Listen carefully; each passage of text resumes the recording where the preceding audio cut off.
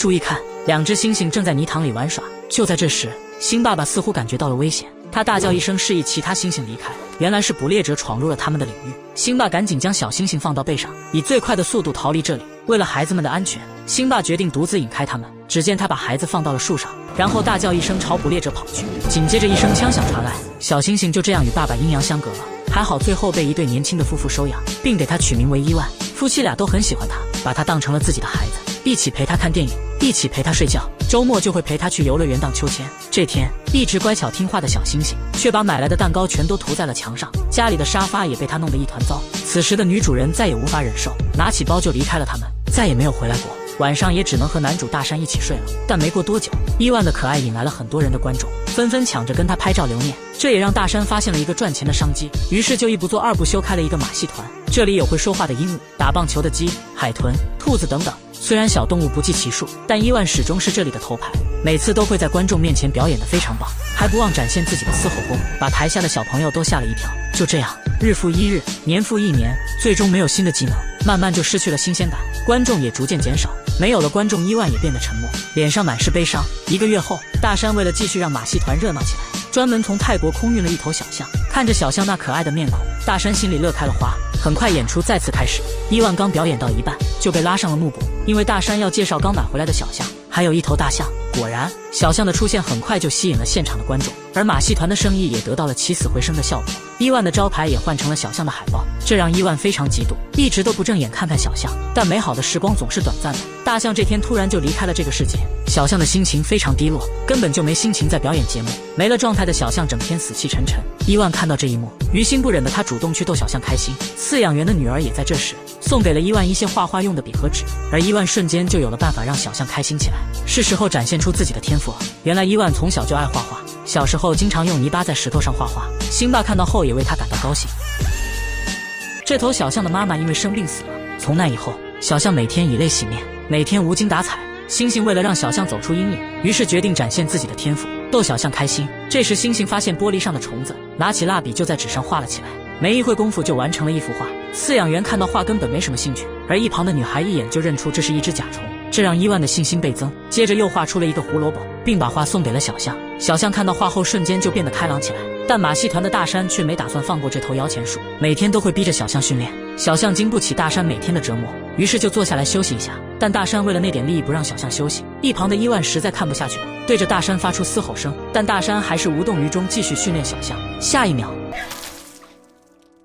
无奈的伊万只能画出更多的画安慰小象。这天，大山无意中看到了伊万画的画，瞬间又有了新的商机，大把大把的钞票正在向他招手。于是大山花重金把伊万会画画的消息传了出去。没多久，马戏团就挤满了人，都想看看这只大猩猩是怎么画的画。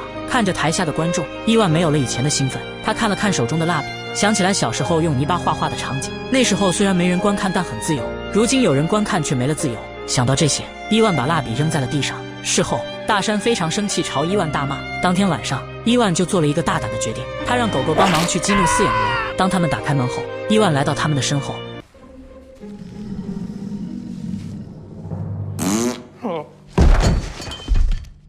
，Nice. Let's go. 接着把饲养员反锁在里面，把马戏团的所有动物都带了出去。当来到大门时，伊万发现门已经锁住了，而狗狗这时告诉他：“你体重360斤是白长了吗？你不会撞开门吗？” Oh, right.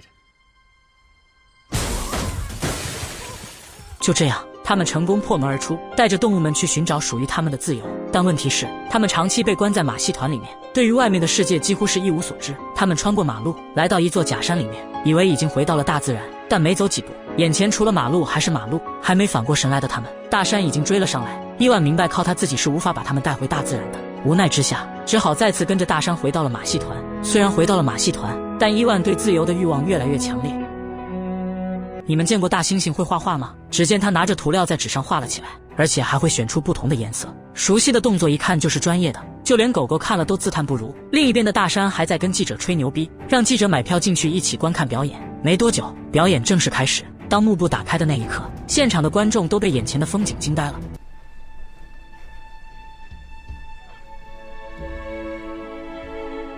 这是伊万首次在人类面前展现了自己的实力。看着画里面的场景，是一幅山水画，是伊万日夜思念的地方，也是他渴望已久的自由。观众们都为伊万鼓起了掌。一直冷冰冰的大山也被伊万的话感到震撼。就在所有人还沉浸在画里时，只有小女孩似乎想到了什么。她看了看画后面的伊万，感觉伊万想利用此画来表达什么。小女孩这时想起，就在几天前，她与伊万坐在一起聊天时，还把自己的画拿给伊万看，还告诉他，只要把你想要的东西画出来，也许就会梦想成真。想到这里，小女孩瞬间明白了伊万的想法。原来伊万是想离开这里获得自由。于是小女孩找到那位女记者，并把伊万的想法告诉了她。很快，各大媒体就报道了这件事。得知消息后的人们对伊万表示同情。没一会儿功夫，马戏团门口就站满了人，让马戏团的人还伊万自由。而伊万也在这时露出了久违的笑容。他心里清楚，人类在帮助自己。无奈的大山最终选择了关闭马戏团。接着他又来到伊万的面前，笑了笑后拿出伊万小时候跟他拍的合影。 Remember that?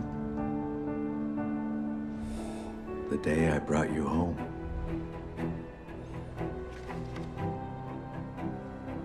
Best times of my life. 伊万最后也原谅了这个被利益蒙蔽的男人。故事的最后，伊万被人类放回了大自然，而这里的环境跟他梦中所想的一模一样。这部影片根据同名获纽伯瑞大奖小说改编。伊万幼年原本生活在野外的草原中，之后被偷猎者捕获，解救后来到了美国，被一户人家收养。伊万长到3岁时，体型过于巨大，不再适合放在家中继续养，于是被送往华盛顿州一家商场，成了商场里的大明星。伊万在商场里生活了27年，后来因为会绘画，再一次成为人们热议焦点。人们抗议伊万的生活环境，要求给他提供更好的居所。最终，伊万被送往亚特兰大动物园，生活在了广阔天地间。人类本身就是哺乳动物的一种，很容易与哺乳动物产生共情，特别是看到它们那双忽闪大眼睛的时候，通过它们的眼神，能看到好像不是未经驯化的野兽，而是有血、有肉、有情、有爱的朋友。